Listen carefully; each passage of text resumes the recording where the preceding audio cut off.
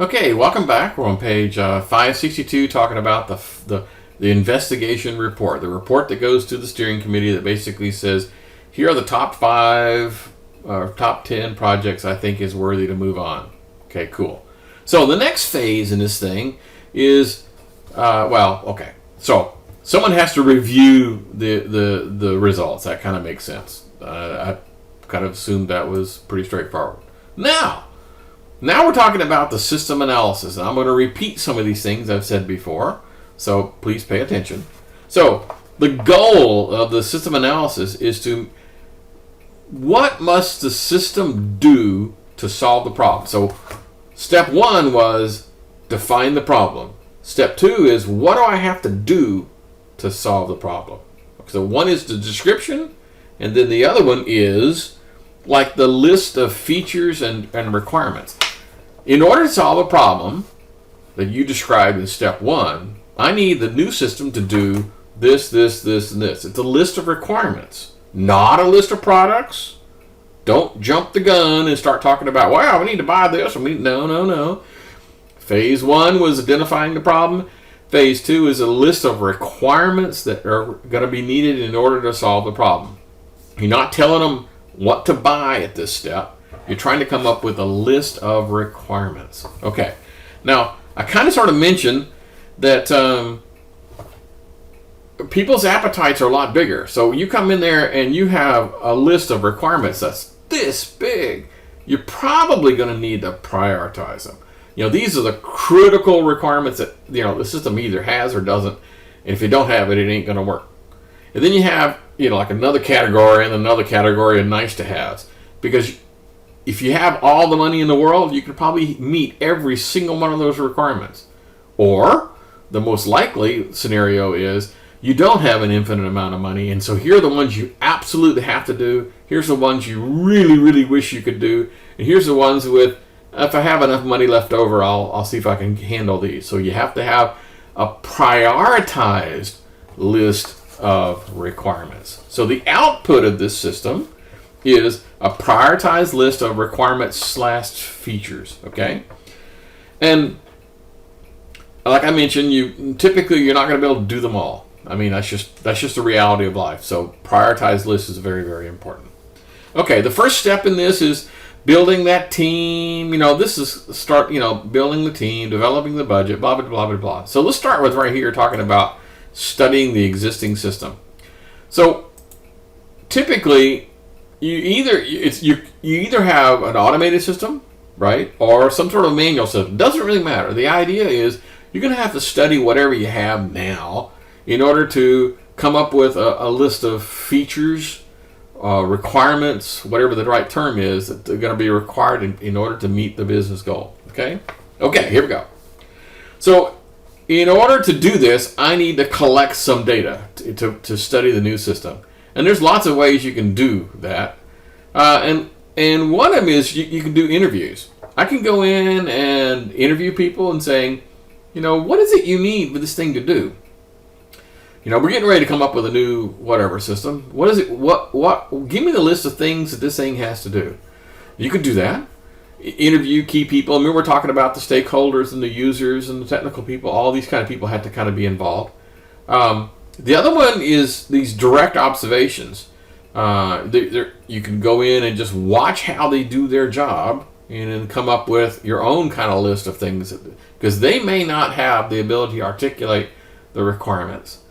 I've mentioned that before. That is a big problem. That users typically can't tell you what the system is supposed to do. They can just tell you what it is, their little narrow view of the world is. In addition to direct observations, there's indirect observation. You're hiding in the bushes, and watching them do stuff. Okay, questionnaires, sampling of data. There's lots of ways you can acquire data, acquire information. This collecting data part. Okay, so this is all about gathering information about what you think the system ought to do. Okay, now you need to come up with. You need to analyze the data, because now that you have the data, you're going to have, first of all, person A called it kumquat, and person B called the exact same thing by wombat, and so you have to figure out they're talking about the same thing or not. So you have to coalesce and merge all these lists of things together. And yes, you do need to have a prioritized list of requirements. This is important because otherwise you're going to get... And here's the point.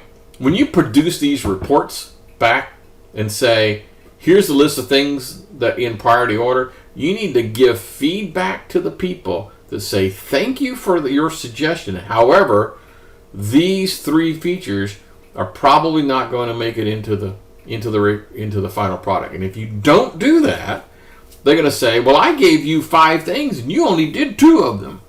And it's like, well, yeah, we couldn't. In other words, you have to have that feedback to tell them, here's why you didn't get all 5 of the things you asked for. If you just do this analysis and prioritization and never get into feedback, you're going to have pissed off customers. Trust me, I know these things. I've been there. Okay, let's continue. So that's kind of what this is all about. So they talk about going through, remember the functional decomposition? I mentioned that once again, that technique was not just an analysis. Was not just a phase 1 investigation. Use that same thing over here. So typically you use this to come up with where all the inputs and outputs are. That's kind of sort of what these things are about. So you do these analyzing data for processes. There's this thing called a data flow diagram. And there's a picture of one here. And the idea is that, a document shows up in the system, and here's how it generates a shipping order. And then you do this, it goes flowing through the system. And let me explain what this is all about.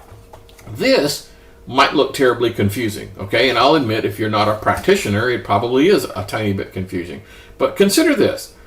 If you can't describe how an order gets from the customer through the system until the product is shipped, if you can't describe that, well then how the heck do you expect the developer to be able to build you a system?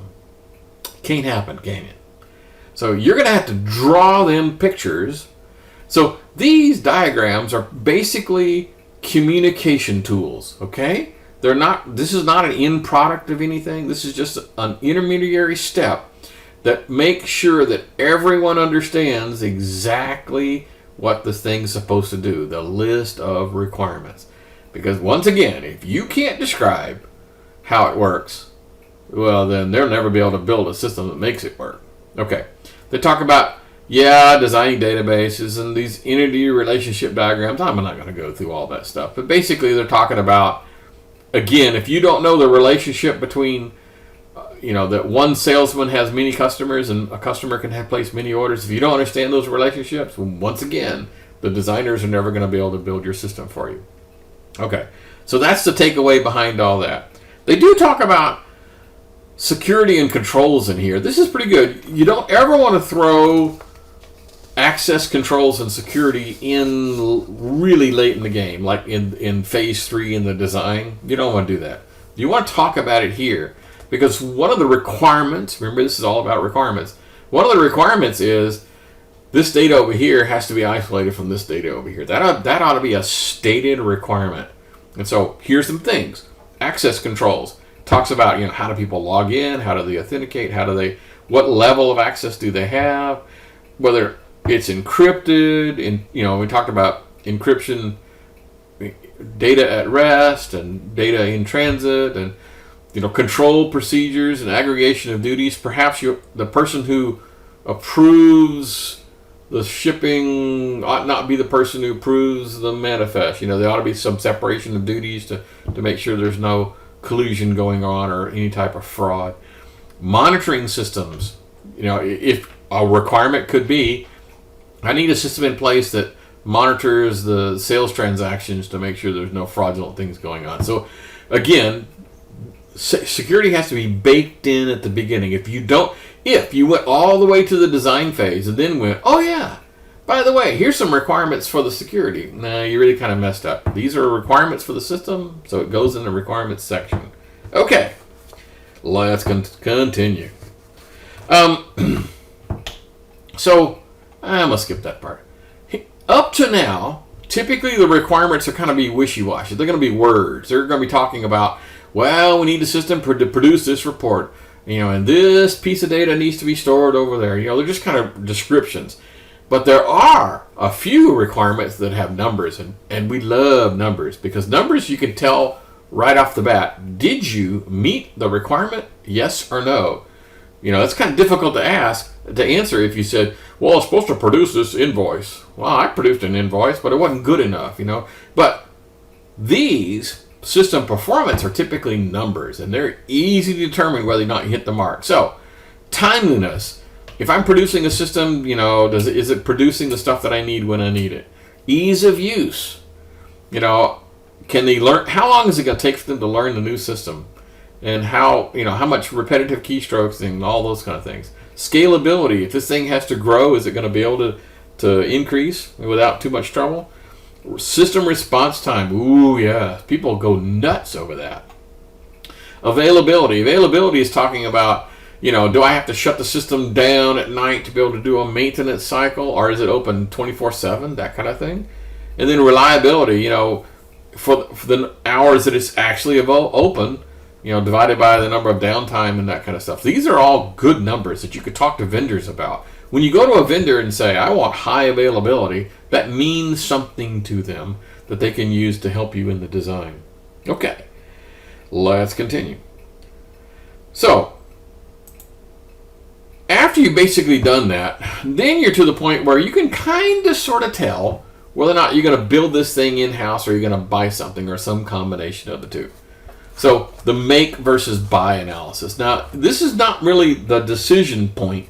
This is more like the recommendation point, where you're going in there. When you at the end of phase 2, you're going to be recommending that you either make or buy, but you're not deciding that here. Okay, and this is pretty straightforward. It's about, you know, commercial off the shelf, and we've talked about this before about, you know, if you have, you know, what do you want? If you want very, very specialized, unique things, maybe in-house development, special custom software is the way to go. If you have kind of generic requirements, then maybe you ought to just go with commercial off the shelf and be done. It'll be quicker and it'll be a lot faster.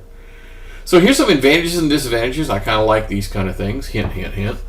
So yes, the cost. Yeah, most likely the cost to build an in-house is going to be high. Why?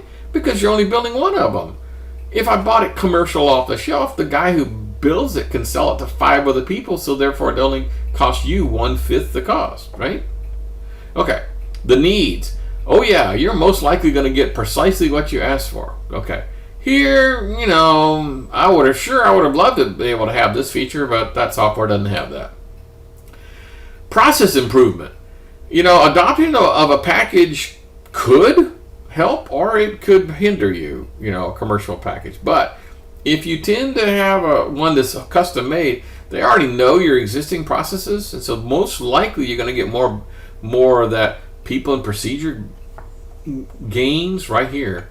The quality, it's kind of a wash. Typically, you can look at the quality of a commercial product and tell in advance what it's going to be, but determining the quality for an in-house, that's a crapshoot. Speed, oh god, this you could go down and buy. Woohoo! Speed, yeah, that could take a long time, and so it just depends on how much you need. Staffing and support, oh, I got to have lots of people to build it, and they got to hang around to maintain it. These guys, poof, I pay the vendor and I'm done. Competitive advantage, ooh yeah.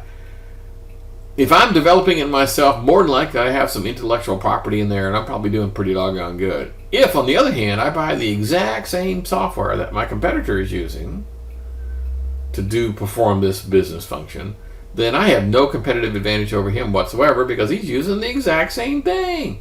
I mentioned to you guys about the tire store.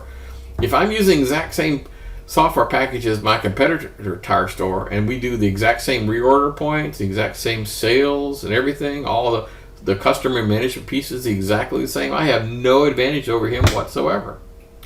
Okay, this is a good place to start for the 15-minute mark, and we'll pick this thing up again in just a few.